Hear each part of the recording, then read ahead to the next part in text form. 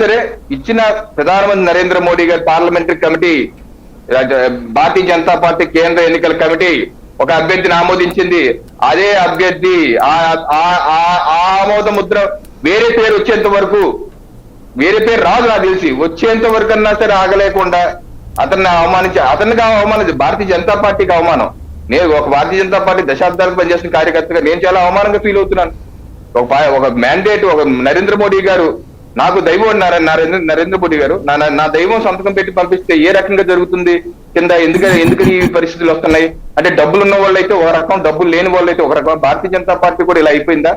అలా కాదే, మీ అందరూ సామాన్యులు పనిచేసుకునే అనేక రాష్ట్రాల్లో పనిచేసి ఎంతమంది సామాన్యులు పోటీ చేస్తా ఎందుకు ఈ రాష్ట్రం ఇలా జరుగుతుంది అని ఆవేదన అయితే మాకైతే ఉంది.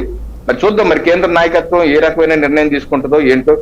ఒకటైతే బీఫామ్స్ ఆల్రెడీ పంపించేసి ఉంటారండి. నేను కూడా 2019 పోటీ చేశారు. బీఫామ్ ఈయనొక్కడిదే ఆపారట. అది ఎవరు ఆపారు? జేపీ నడ్డా గారు పేరు రాసి సంతకం పెట్టేసి పంపించేసి ఉంటారు.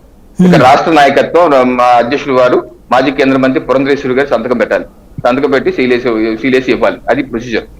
మరి అందరికి ఇచ్చేసారి, ఇక్కడ ఆగింది. సో ఇంకో బీఫామ్ రావాలి, ఇంకో పేరు మార్చాలంటే అక్కడ నడ్డా గారు ఇంకో పేరుతో రాసి సంతకం పెట్టి పంపాలి.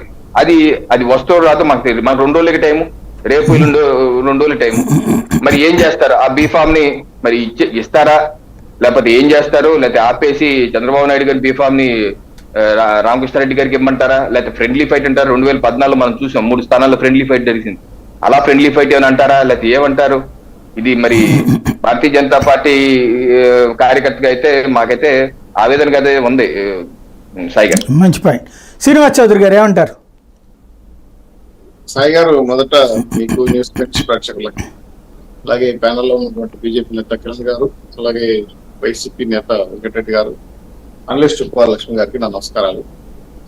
ఈరోజు రాష్ట్రంలో ఎన్నికల రంగం అంటేనే బాగుంటుంది టైటిల్. అంటే ఎవరి బాధలు వాళ్ళు. వాస్తవంగా చెప్పాలంటే గెలుపు గురాల వైపు పార్టీలు నడుస్తున్నాయి. కార్పొరేట్ శక్తులు రాజకీయాలు ఎంటర్ అయినాయి. ఈ అంశాలపైన అనేక సార్లు మీరు డిబేట్లు చేశారు. అయితే నాకున్న సమాచారం ప్రకారం రాష్ట్రంలో ఒక 20 సీట్లు ఇట్లాంటి సమస్యలు ఉన్నాయి. ఒకటి ఉండి, న్యూజివీడు, అరక, ఎచ్చెర్ల, విజయనగరం, పార్వతీపురం, పాతపట్నం, అనపర్తి, చీపురుపల్లి, ఎమ్మిగనూరు, నంద్యాల, మంత్రాలయం, ఇంకా కొన్ని. ఇవి ఎందుకు ఇలా ఇబ్బంది వస్తున్నాయి, ఏంటి సమస్యలు అన్నప్పుడు పోటీతత్వం పెరగడం కాకుండా ఇప్పుడు అనపర్తి విషయం కాడ మిత్రుడు మాట్లాడాడు కాబట్టి నేను చెప్పడం ఏంటంటే, పార్టీ ఒకసారి డెసిషన్ తీసుకుంటే కూటమి అంటే 3 పార్టీల ఒప్పందం ప్రకారం అదని కట్టుబడాలి.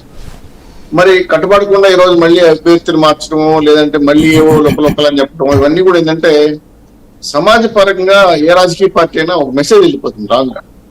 సో ఈ పరిస్థితులు రాకుండా కాపాడుకోవాల్సిన బాధ్యత ఉమ్మడి కుటుంబం అంటే కలిసి ఉన్న 3 పార్టీల మీద ఉంటుంది. తెలుగుదేశం పార్టీ అభ్యర్థులు, తెలుగుదేశం పార్టీ కార్యకర్తలు, లేదా తెలుగుదేశం పార్టీ నాయకులైనా సరే ఈ రకంగా అడ్డుపడితే తెలుగుదేశం పార్టీ